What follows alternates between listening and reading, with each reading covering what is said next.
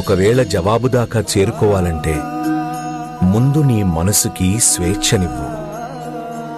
నువ్వు పెట్టిన నియమాలని ఎత్తేసి నందాని నృత్యం చేయనివ్వు.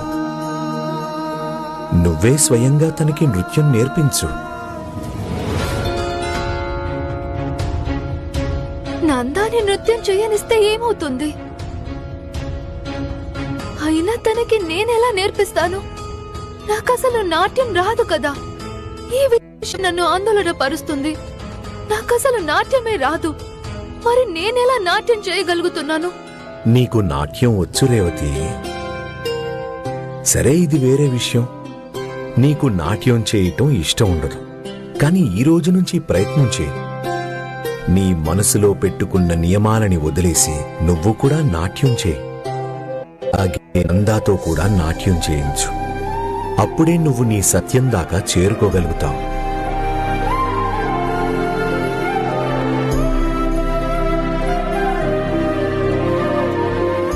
రేవతి, సాయి మాటలు కూడా ఒకసారి నువ్వు విని చూడొచ్చు కదా.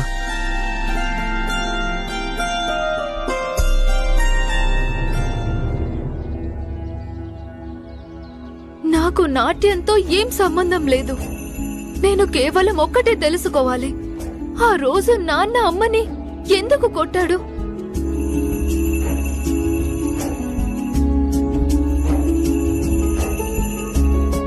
కానీ ఇది తెలుసుకోవాలని ఎటువంటి ఆసక్తి లేదా? నువ్వు ఉన్నట్టుండి బాహ్య స్మృతిని కోల్పోయి ఎందుకు నాట్యం చేయటం మొదలు పెడతావు?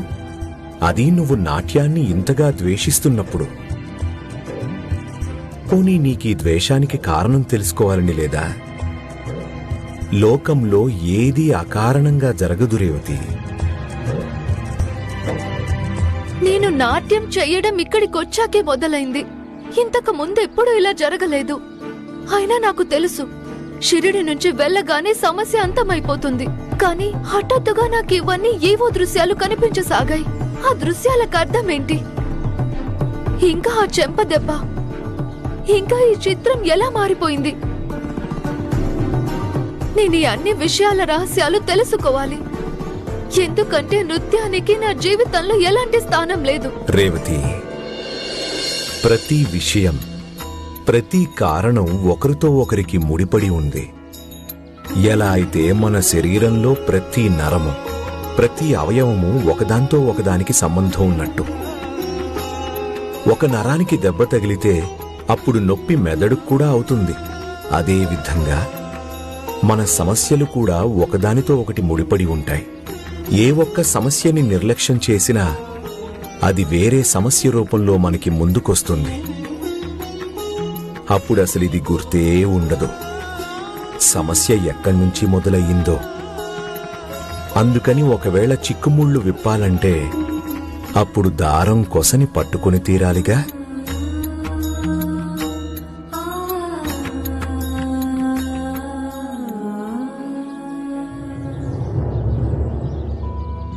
సాయి, మీకు మీ మాటల మీద ఇంత విశ్వాసమా? సరే అయితే, ఒకవేళ మీకు అనిపిస్తే నందాకి నాట్యం నేర్పడం వల్ల మా నాన్నది ఆ ప్రవర్తన తాలూకు రహస్యం నేను తెలుసుకోగలనని, అయితే నేను చూడాలనుకుంటున్నాను ఆ అద్భుతాన్ని. నాకైతే తెలీదు నేను నందాకి నాట్యం నేర్పించగలనో లేదో, ఎందుకంటే నాకసలు నాట్యమే రాదు కాబట్టి. కానీ ఖచ్చితంగా ప్రయత్నమైతే చేస్తాను, మీ మాట మీద. అయినా కూడా నాట్యం గురించి నాకు ఏదైతే అభిప్రాయం ఉందో అది మాత్రం మారదు.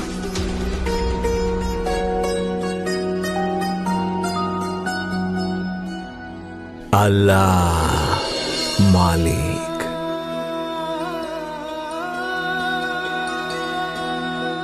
ఓం సాయి ఓం సాయి ఓం సాయి ఓం సాయి ఓం సాయి ఓం సాయి ఓం.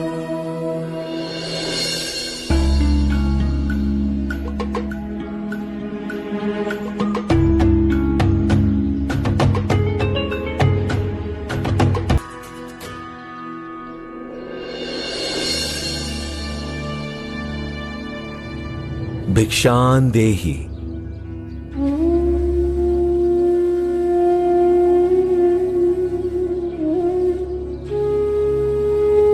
తెస్తానుండండి. రేవతి, నాకు భిక్షగా నీ కళ కావాలి. మీరెందుకు పట్టుబడుతున్నారు? నేను ప్రయత్నం చేశాను, కానీ నాకు నాట్యం రావడం లేదు. నేనెప్పుడైతే స్పృహ కోల్పోయేదాన్నో అప్పుడు నేను చాలా బాగా నాట్యం చేసేదాన్ని. అలా అని అందరూ అన్నారు. కానీ నేను స్పృహలో ఉండి చేస్తే నా కాళ్ళు చేతులు అస్సలు కదలడం లేదు. మనసులో ఎలా అనిపిస్తుందంటే నేనేదో ఏదో తప్పు పని చేయబోతున్నానన్నట్టు. అంటే సమస్య నాట్యం కాదు, నీ ఆలోచనది. నాట్యం నీ లోపల ఉంది రేవతి, కానీ శ్రద్ధగా ప్రయత్నం చేయాల్సిన అవసరం ఉంది. నేను ప్రయత్నం చేస్తున్నాను, కానీ ఏమీ ప్రేరణ లేదు, ఏమీ సంగీతం లేదు.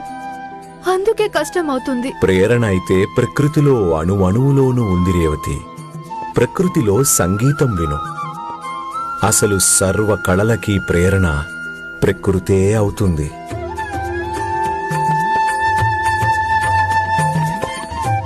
చూడు, ఎప్పుడైతే గాలి వీస్తుంటుందో అప్పుడు చెట్లు మొక్కలు ఎలా ఊగుతున్నాయో,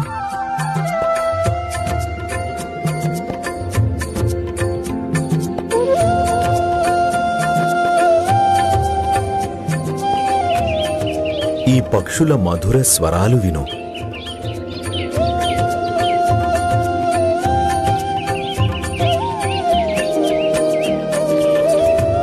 దూరంగా ఎక్కడో గుడి గంటల శబ్దం విను.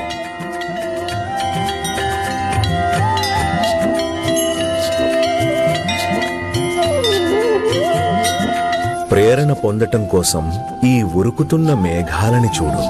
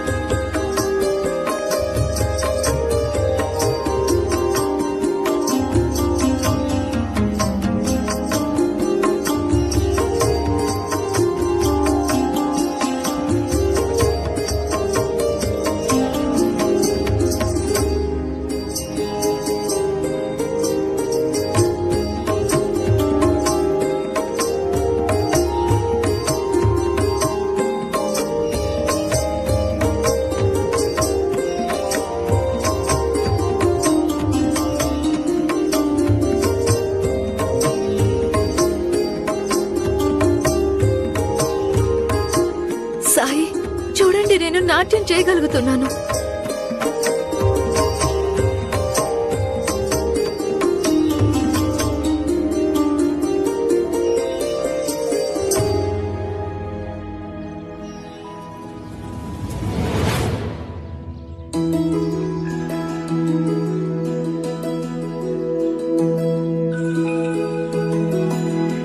సాయి, నేను ఈ నాట్యం ఎలా చేశానో, ఎక్కడ నేర్చుకున్నానో నాకు తెలీదు.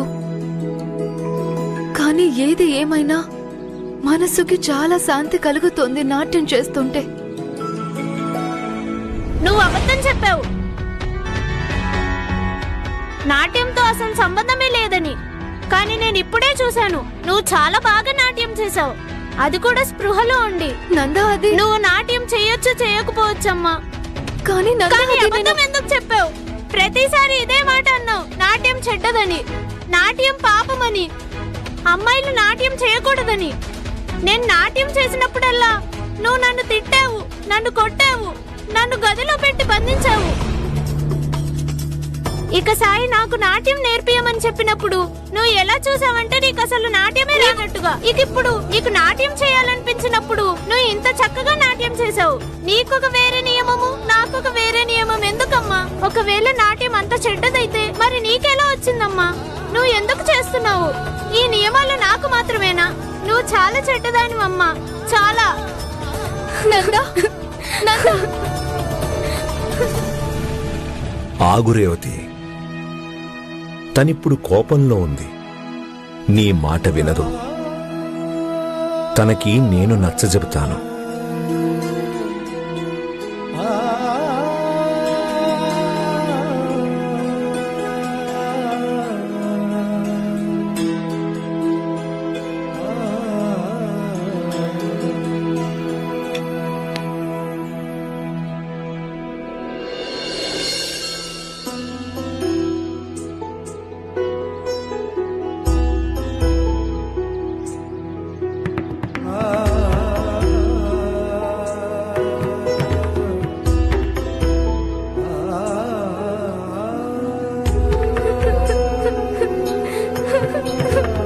అమ్మ నాతో అబద్ధం ఎందుకు చెప్పింది?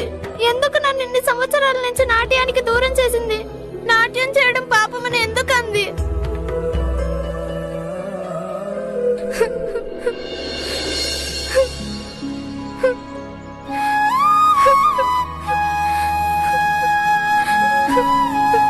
నీకు నీ ప్రశ్నలన్నిటికీ జవాబులు దొరుకుతాయి నందా. కాని ముందు మనం కర్రాబిళ్ళ ఆడదామా? సాయి, నాకు కర్ర బిళ్ళ ఆడటం రాదు. ప్రయత్నం చేస్తే అదే వస్తుంది. సాయి, నాకు నిజంగా చేత కాదు. ప్రయత్నమైతే చెయ్యి. ముందు బిళ్ళని ఎగరెయ్యాలి, కర్రతో కొట్టాలంతే. తీసుకో.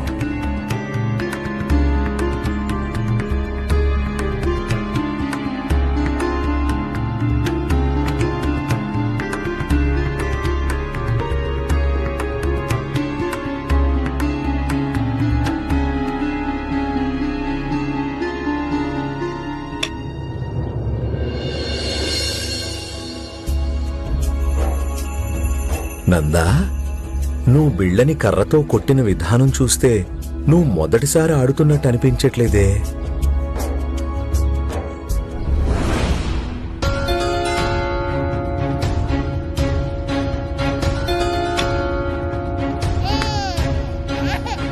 మీరా,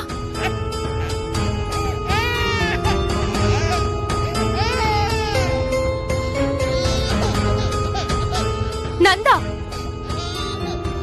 నేను నీకు ఎన్నిసార్లు చెప్పాను ఇక్కడ కర్ర బిళ్ళ ఆట ఆడొద్దని.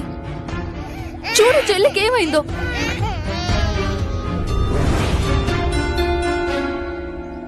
ఇన్నేళ్లలో నువ్వు ఆ సంగతులైతే మర్చిపోయావు. అయినా కూడా నువ్వు కర్రా బిళ్ళ ఆడడం మర్చిపోలేదు.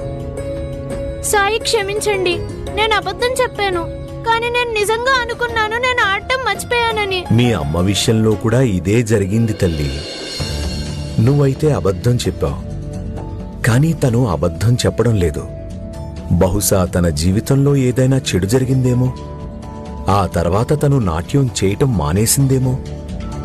కాని మర్చిపోయినా కూడా నీకెలా కర్రాబిళ్ళ ఆడ్డం గుర్తుందో అదే విధంగా మీ అమ్మకి కూడా నాట్యం మర్చిపోయినా కూడా నాట్యం చేయటం చేస్తూ ఉంది. ఇక ఎప్పుడైతే తను గుర్తు చేసుకోవటానికి ప్రయత్నం చేస్తుందో అప్పుడు తనకి గుర్తు రావట్లేదు. కాని ఇక నుంచి అలా జరగదులే. నందా, నువ్వు మీ అమ్మ దగ్గర నాట్యం నేర్చుకుని పోటీలో గెలిచినా గెలవకపోయినా ఖచ్చితంగా తనకి సహాయం చేయగలుగుతావు. తన మనసు మార్చగలుగుతావు. బహుశా దానివల్ల నీకు ఎప్పటికీ నాట్యం చేయటానికి స్వేచ్ఛ దొరకచ్చు. సాయి, అయితే నేను అమ్మ దగ్గరే నేర్చుకుంటాను. రాముడు నీకు మేలు చేస్తాడు.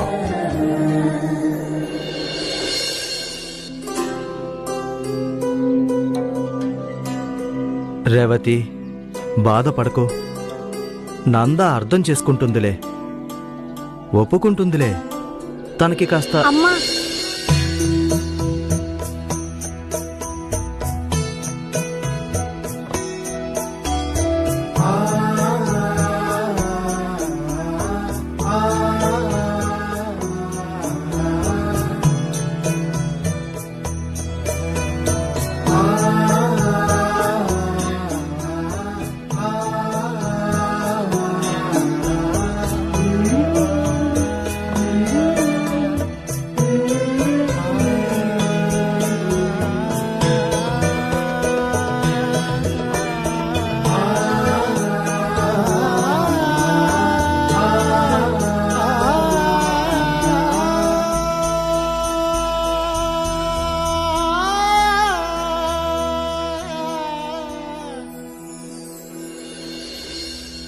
తోం తన తదాని తన దేరి తను తోం తన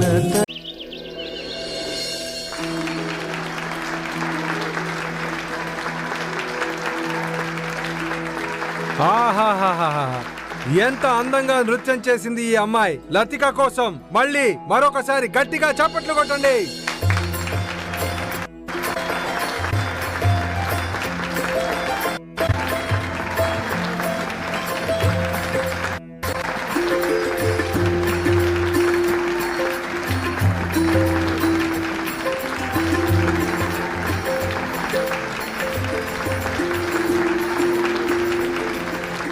సాయి ఇప్పుడేమవుతుంది?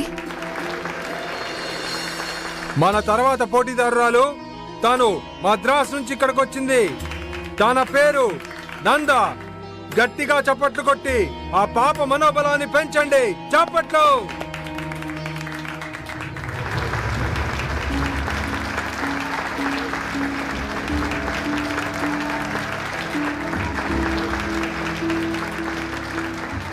వెళ్ళు నందా.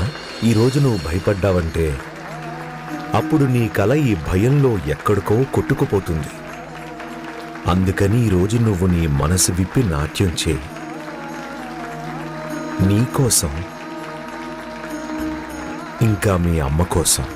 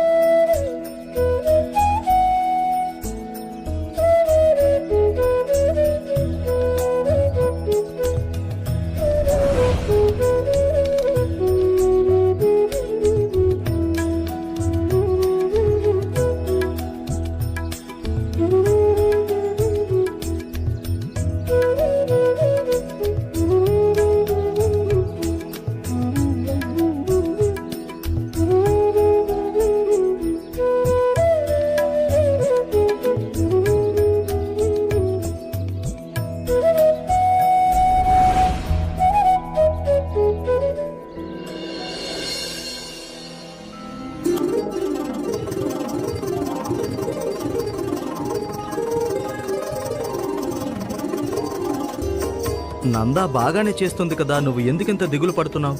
ఏమండి, ఏదో భయంగా అనిపిస్తుంది. ఏదో జరగబోతుందన్నట్టుగా. భయపడకు. లేదు రేవతి, ఈరోజు ఏ అనుభూతులు కలిగినా నిన్ను నువ్వు ఆపుకోవద్దు. నీ మనసు నిన్ను ఎక్కడికి తీసుకెళ్తుందో తీసుకెళ్ళనివ్వు. నీ మనసుకు ఈ యాత్ర చాలా అవసరం.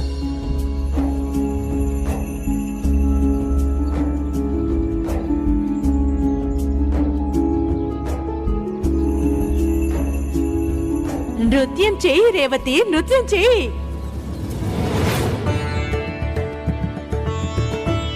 అమ్మా,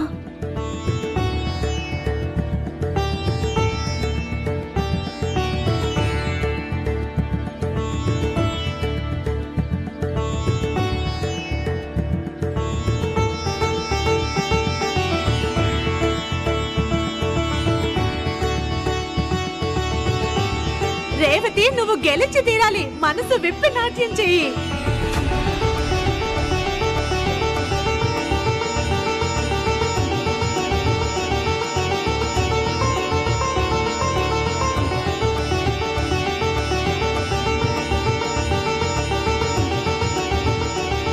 చాలు, ఇక ఆపు ఈ నాట్యం.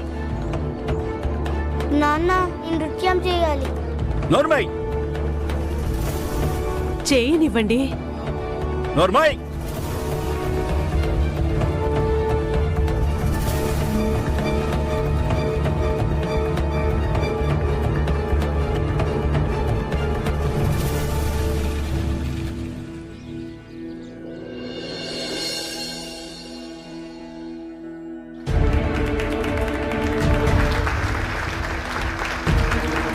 రేవతి,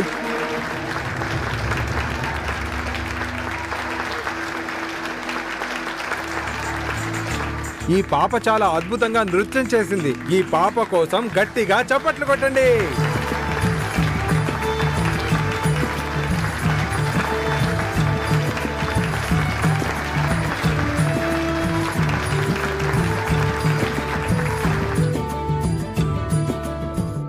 ఏమైనా జ్ఞాపకం వచ్చిందా రేవతి?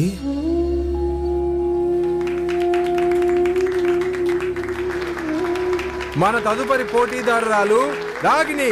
చప్పట్లు.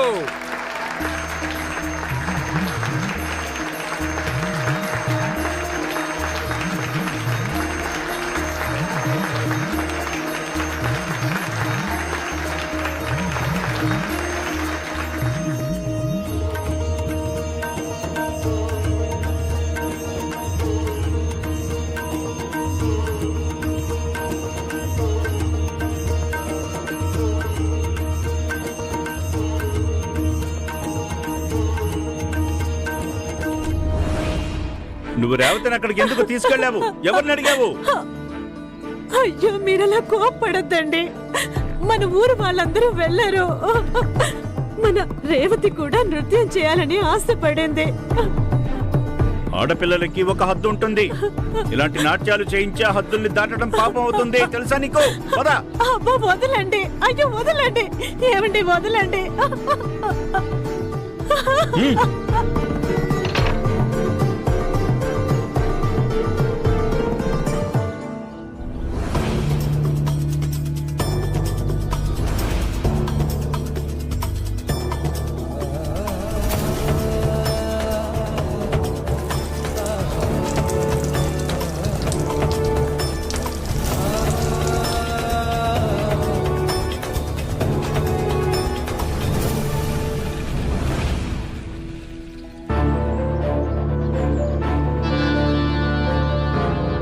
నాట్యము పాపపు పని తల్లి.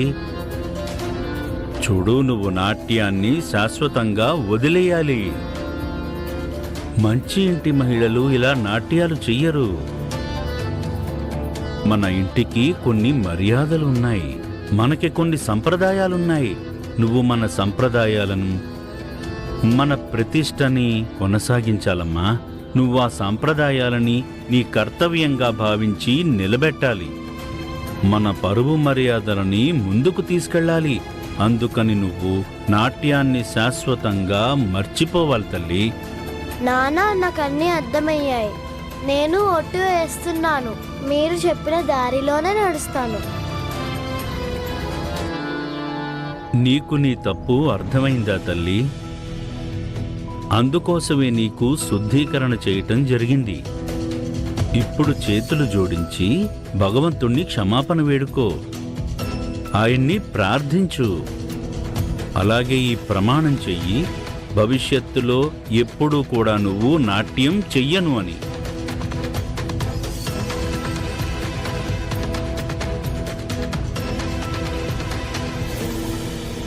ఎప్పుడు నాట్యం చేయను.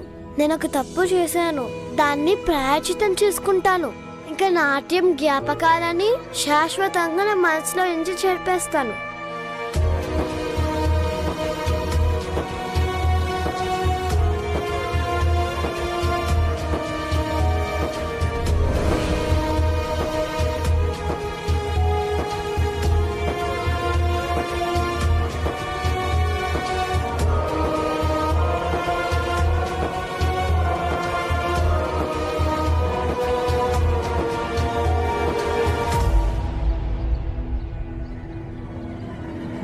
నాకు అంతా గుర్తొచ్చిందండి.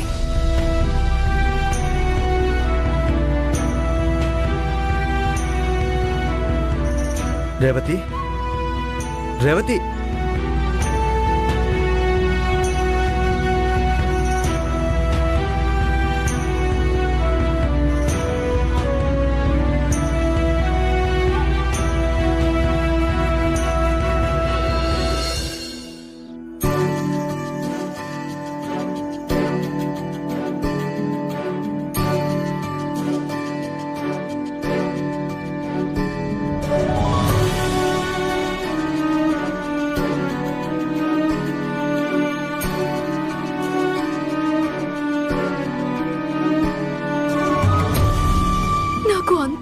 వచ్చింది. అంతా నాదే తప్పు.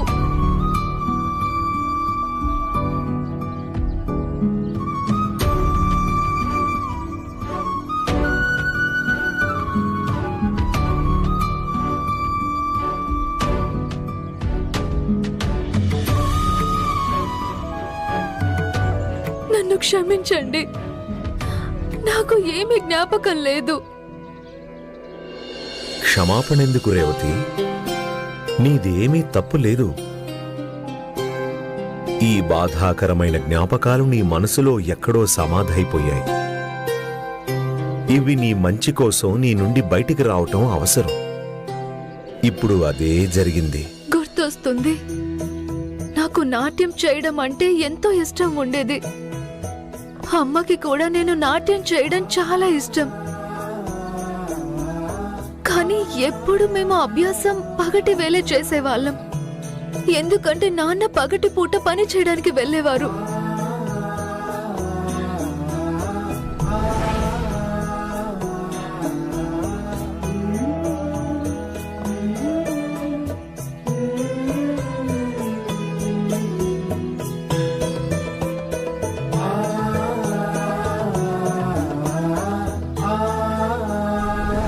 తర్వాత అంతా తలకిందులైంది.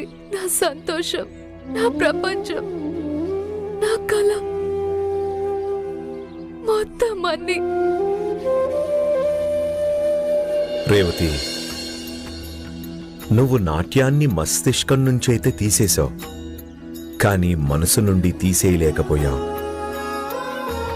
ఇక నువ్వు అలాగే ఉండటానికి ప్రయత్నం చేయసాగావు, ఎలా అయితే మీ నాన్న కోరుకున్నాడు.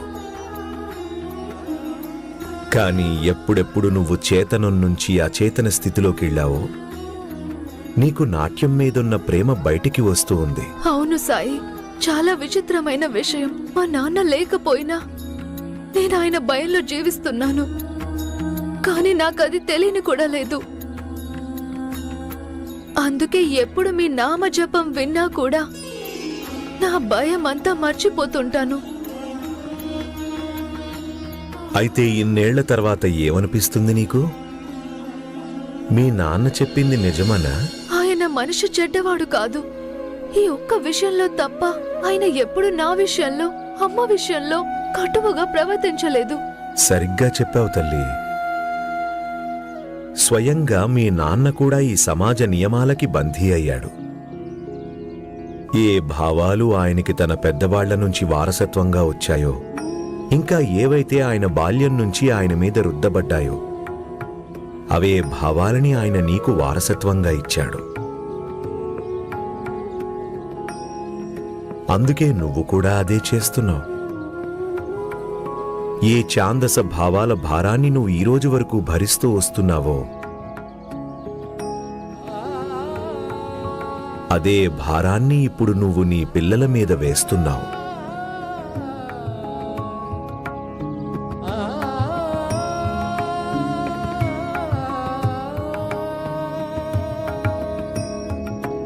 ఆ ప్రభావాన్ని నందా పైన కూడా చూడొచ్చు నువ్వు. ఈ నందా ఈ రోజు వరకు మీ ముందు నోరు కూడా తెరిచేది కాదు. కాసేపటి ముందు తను కూడా నీతో వాదించటం చేసింది. ఎందుకంటే ఒక హద్దు దాటిన తర్వాత ఎవరికైనా సహనశక్తి నశించిపోతుంది. మనసు తిరుగుబాటు చేయటం మొదలు పెడుతుంది. అవును సాయి, నా వల్ల తప్పు జరిగింది. రేవతి, ఈ తప్పు నువ్వే కాదు, చాలా మంది చేస్తున్నారు. పెద్దలు తమ పిల్లలకి తమ సంప్రదాయాలు, తమ ఆలోచనా విధానాల ప్రకారం నడిపిస్తారు. వాళ్ల భయం ఏముంటుందంటే తమ జాతి వాళ్ళు ఏమనుకుంటారో అని, సమాజం ఏమనుకుంటుందో అని. కానీ మారుతున్న కాలంతో పాటు ఆలోచనా విధానం కూడా మారటం అవసరం. లేకపోతే మనుషులు వెనుకబడిపోతారు. కానీ ఈ మార్పును నువ్వు అంగీకరించలేకపోతున్నావు. అందుకే నువ్వు ఇంతకాలం నుంచి అస్థిమితంగా ఉన్నావు. రేవతి, నువ్వు ఒక్కసారి కూడా ఇది ఆలోచించలేదా? మీ అమ్మ నీ చెడు కోరుకుంటుందా అని? పాపం ఆమె నీ నాట్యానికి ప్రోత్సాహం ఇచ్చింది. కానీ మీ నాన్నగారి కోపానికి భయపడి నీ మనసు ఆ దిశలో వెళ్ళనే లేదు.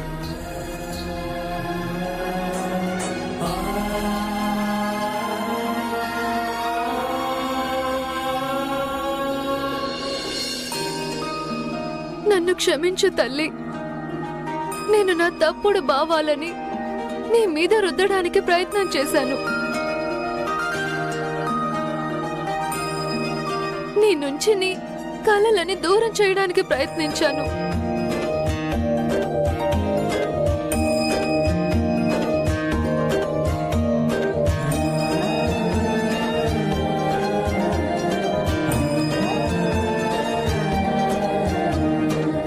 ఇక నుంచి నువ్వు నేను కలిసి తృప్తిగా నాట్యం చేద్దాం.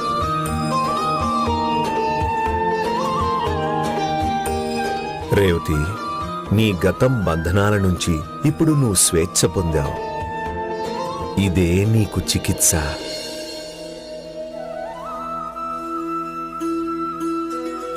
అమ్మా, చూసావుగా, ఏ దేవత లేదు, అలాగే ఏ దెయ్యమూ లేదు. నేను చాలా సిగ్గుపడుతున్నాను సాయి. జనాల మాటల మీద నమ్మకం ఉంచాను. నన్ను క్షమించండి సాయి. నువ్వు కూడా నన్ను క్షమించు రేవతి. నన్ను క్షమించు తల్లి. సాయి, నృత్య పోటీల్లో విజేత పేరుని ప్రకటించబోతున్నారు. రండి.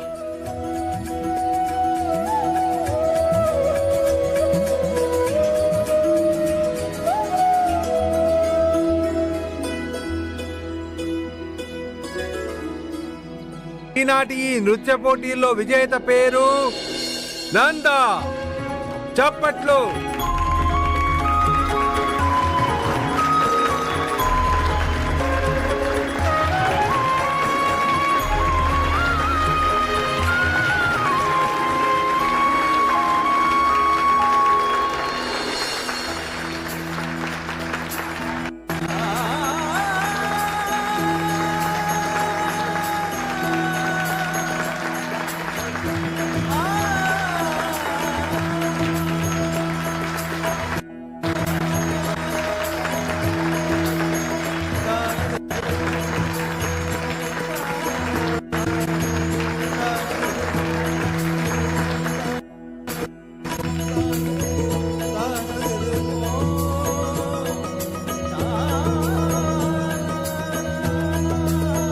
రేవతి,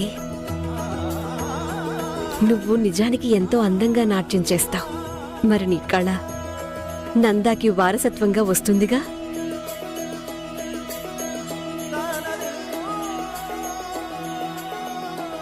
నిజంగా ఎంత చక్కగా నాట్యం చేశావు నువ్వు. నాకనిపించింది మీరే నాట్యం చేస్తున్నట్టు. ఎలాగైతే మీరు ఆ రోజు ద్వారక మేళ చేశారు,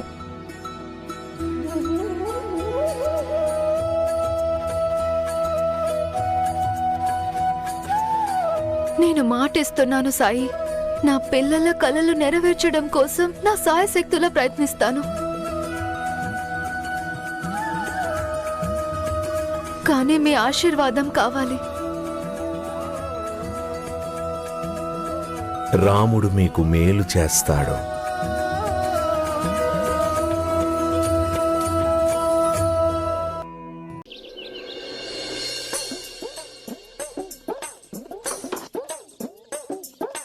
సరిగ్గా చేస్తున్నారా? చేయండి.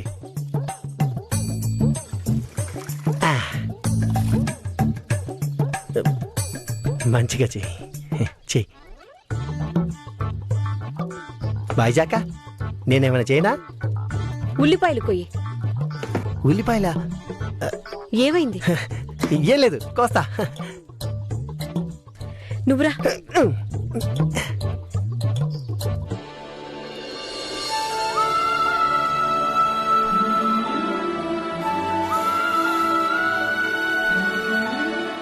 అరేవా, ఈరోజు చాలా దానాలొచ్చాయి. మంచిది. అన్న సంతర్పణ నిండుగా జరుగుతుంది. ఇప్పుడు అందరికీ రకరకాల ప్రసాదాలు తినే అదృష్టం కలుగుతుంది. బాయిజా అక్క, దానాలు తక్కువ వచ్చినా సాయి భోజనశాలలో ఎప్పుడైనా ఎవరికైనా లోటు జరిగిందా చెప్పు. అదే కదా నా సాయి మహత్యం. ఇక్కడ భోజనశాలకి ఎంతమంది వస్తారు, కానీ తెలియనే తెలీదు అన్న సంతర్పణ ఎప్పుడు ఎంత తృప్తికరంగా ఎలా సంపన్నంగా జరుగుతుందో. ఇది నా మహత్యం కాదు, ఇది మీ అందరి సేవాభావం. సేవాభావంతో చేసినట్టి కార్యం ఏదీ కూడా అసఫలమవ్వదు. ఒకవేళ సహాయం చేయాలన్న అభిలాష ఉంటే అప్పుడు శరీరానికి అలసట ఉండదు, ఏ వస్తువుకి లోటు ఉండదు. అందుకే వేరే ఏది తక్కువ అనిపించదు, కేవలం నిస్వార్థ సేవాభావం తప్ప. సేవకుడు సేవలోనే ఉండాలి. సేవకుడు చెప్పిందే సర్వం. స్వచ్ఛంద సేవ లేకపోతే అతడు సేవకుడు ఎప్పటికీ కాలేడు.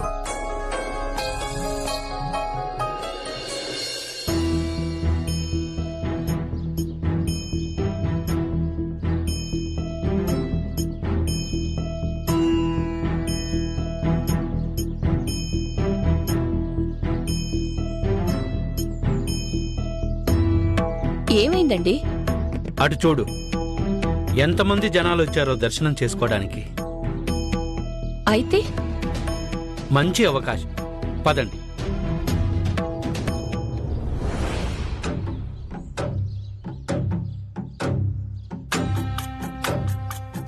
నమస్కారం.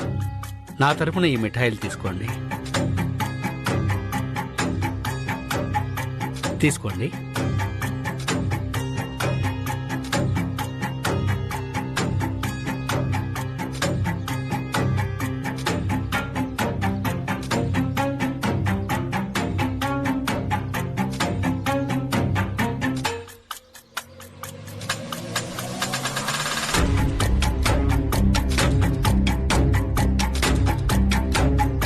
తీసుకోండి. ఈ మిఠాయిలు ఎందుకు ఇస్తున్నారు? ఇంతకు ముందు ఎప్పుడు మిమ్మల్ని షిరిడీలో చూడలేదే. నా పేరు మహిషీలాల్, స్వర్ణకారుణ్ణి. నాసిక్లో నాకు చాలా పెద్ద ఆభరణాల దుకాణం ఉంది. బంగారు, వజ్రాలు, పగడాలు, ఆభరణాల్లో పొదిగే రాళ్లన్నీ మా దుకాణంలోనే దొరుకుతాయి. గొప్ప గొప్ప రాజులు, మహారాజులు, జమీందారులు, షావుకారులు అందరూ మా దుకాణానికి వస్తారు. మరొక విషయం, ముందు ఇది చూడండి. ఆభరణాలని, రత్నాల్ని కొనాలనుకున్నప్పుడు మీకు ఎవరికి ఎలాంటి అవసరం వచ్చినా మాకు సేవ చేసుకునే అవకాశాన్ని తప్పకుండా ఇవ్వండి. ఇవిగోండి కొన్ని కరపత్రాలున్నాయి, మీరు అందరికీ పంచిపెట్టండి. మీ ఇంట్లో వాళ్ళకి గాని లేక మీ మిత్రులు ఎవరికైనా గాని బంగారు ఆభరణాలకు సంబంధించిన అంశం ఏది ఉన్నా సరే మాకు తప్పకుండా ఒకసారి అవకాశం ఇవ్వండి. మా వల్ల వాళ్ళకి మేలే జరుగుతుంది. నిఖార్సైన సరుకు, నికరమైన ధర. నాసిక్లో మాకంటే సరసమైన ధరలకి అలాంటి ఆభరణాలని ఎవ్వరూ ఇవ్వలేరు. అన్నట్టు ఒకవేళ ఎవరైనా అడిగారనుకోండి ఈ మిఠాయిలు ఎవరిచ్చారని, అప్పుడు మీరు చెప్పండి నాసిక్లోని మహర్షిలాల్ నగల దుకాణం వారిచ్చారని. సరేనా? మంచిది, ధన్యవాదాలు. జై ఖండోబా. రండి రండి.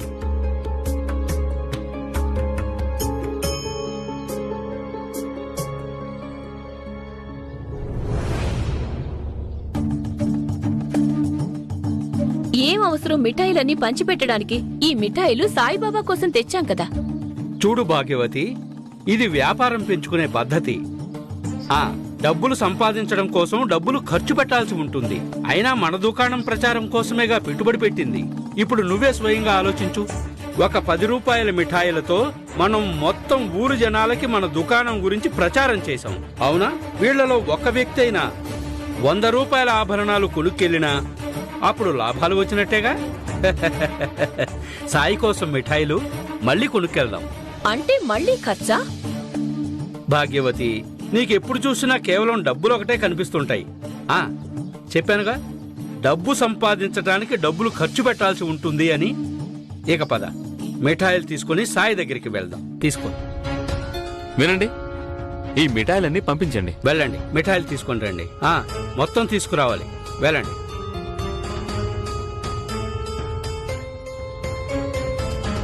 మిఠాయిలు మొత్తమా? కొన్ని తీసుకుంటే సరిపోయేదిగా, దానం ఇవ్వడానికే కదా. ప్రతి విషయానికి ఇంత ఖర్చు చేయటం అవసరమా ఏంటి? ప్రతిసారి ఇదే మాట. చెప్పానుగా, ఇది ఖర్చు కాదు, పెట్టుబడి. సాయిబాబా దగ్గరికి గొప్ప గొప్ప భక్తులు వస్తారు. వాళ్ళలో కొందరు ధనవంతులు కూడా ఉంటారు. అరే, ఇప్పుడు మనం వాళ్ళ ముందు దర్పం ప్రదర్శించాలి. అప్పుడే వాళ్ళందరూ మన దుకాణానికి వచ్చేది. మీరు నా మాట ఎక్కడ వింటారులేండి. రామ్ కిషన్, మిఠాయిలన్నీ ఏమైపోయాయి? నేను పిల్లల కోసం కొన్ని మిఠాయిలు కొందామని ఇక్కడికి వచ్చాను. క్షమించండి పాటిల్ గారు, ఈ మిఠాయిలు మొత్తం షావుకార్ గారు కొనేశారు.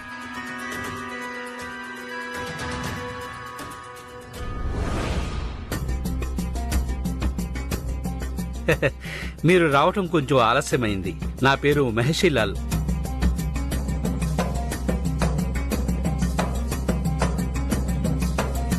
నాసిక్లో నాకు ఒక నగల దుకాణం ఉంది. సాయిబాబా కోసం మిఠాయిలు తీసుకోవటానికి వచ్చాను. ఓ అలాగా, మిఠాయిలు సాయి కోసం తీసుకోవడానికి వచ్చారా? అవును. అయితే మీరు ఇన్ని మిఠాయిలు తీసుకెళ్లాల్సిన అవసరం లేదు. సాయి ప్రేమను చూస్తారు, మిఠాయిల విలువ కాదు. మీరు ఒక పని చేయండి, వీటిలోంచి కొన్ని మిఠాయిలు ఈ పిల్లలకి ఇవ్వండి. నేను మీకు డబ్బులు ఇస్తాను.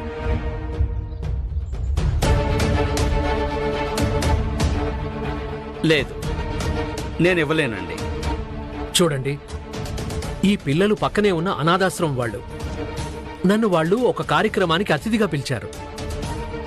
నాకు చాలా కోరికగా ఉంది, నేను ఈ పిల్లల కోసం ఏదైనా చెయ్యాలని. అయితే నేను మీకు ఏం సహాయం చేయగలను? ఈ మిఠాయిలైతే నేను కొనేశాను. ఇక నాకు సెలవు ఇవ్వండి, నేను వెళ్తాను. పదండి, ఎత్తుకోండి. అలాగే.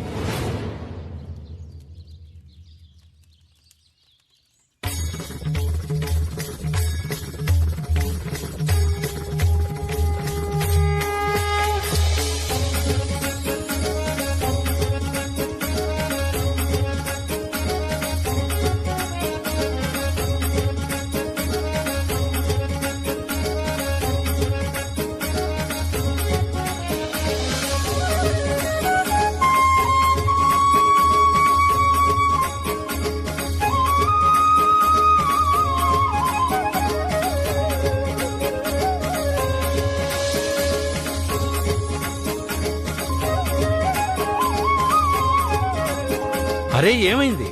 గంప కూడా లేవట్లేదు. అరే, ఒంట్లో బలం లేదా ఏంట్రా?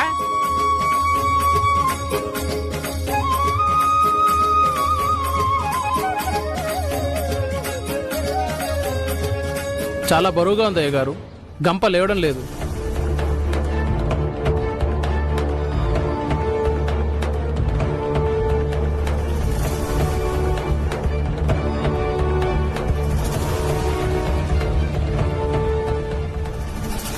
సాయి, నాకు ఈ గంప కావాలి.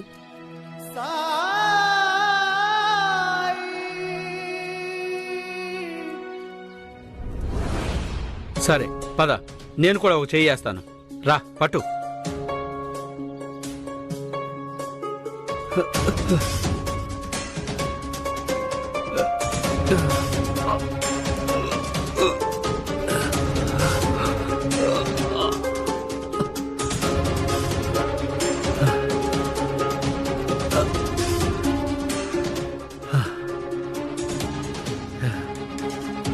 ఈ గంప ఎందుకు లేవడం లేదు? ఇంత బరువు ఉండే ప్రసక్తే లేదు. ఎలా అనిపిస్తుందంటే ఎవరో పట్టుకొని ఆపుతున్నట్టు.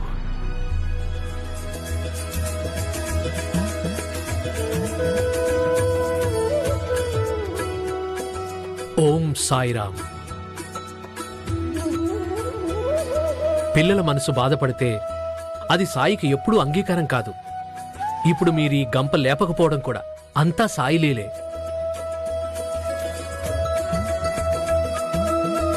మీరు ఈ పిల్లలకి కొన్ని మిఠాయిలు ఇవ్వండి, అప్పుడు చూడండి గంప సులభంగా లేస్తుంది. కానీ ఇది ఎలా సాధ్యం? మీరైతే చేసి చూడండి.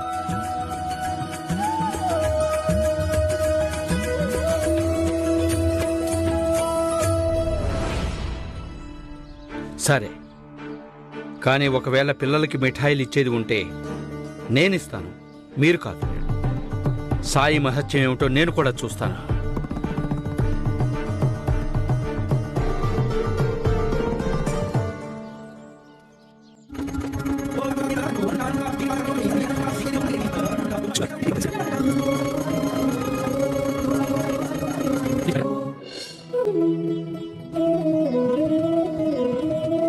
మీరు చెప్పింది యథార్థమే. నేను ఇప్పుడు పిల్లలకు మిఠాయి పంచిపెట్టాను. ఇదిగో పిల్లలు, మిఠాయి తినండి. మీరు అందరూ మిఠాయి పంచుకొని తినండి. ఇంకో విషయం, దానిలో ఎవరు కనిపించినా వాళ్ళకి కరపత్రాలు ఇవ్వండి. అలాగే బాబాయ్, ఇంకా మిఠాయిలు ఇచ్చినందుకు ధన్యవాదాలు.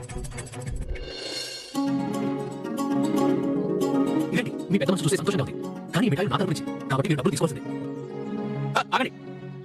వెళ్ళండి, మీ పని అయిపోయిందిగా. లడ్డూలు పంచిపెట్టారు, ఇంకా డబ్బులు కూడా పడలేదు. ఈ కరపత్రాలు పిల్లలు పంచిపెట్టేస్తారు. ఇక పదండి, సాయి దగ్గరికి వెళ్దాం. అది నిజమేలే.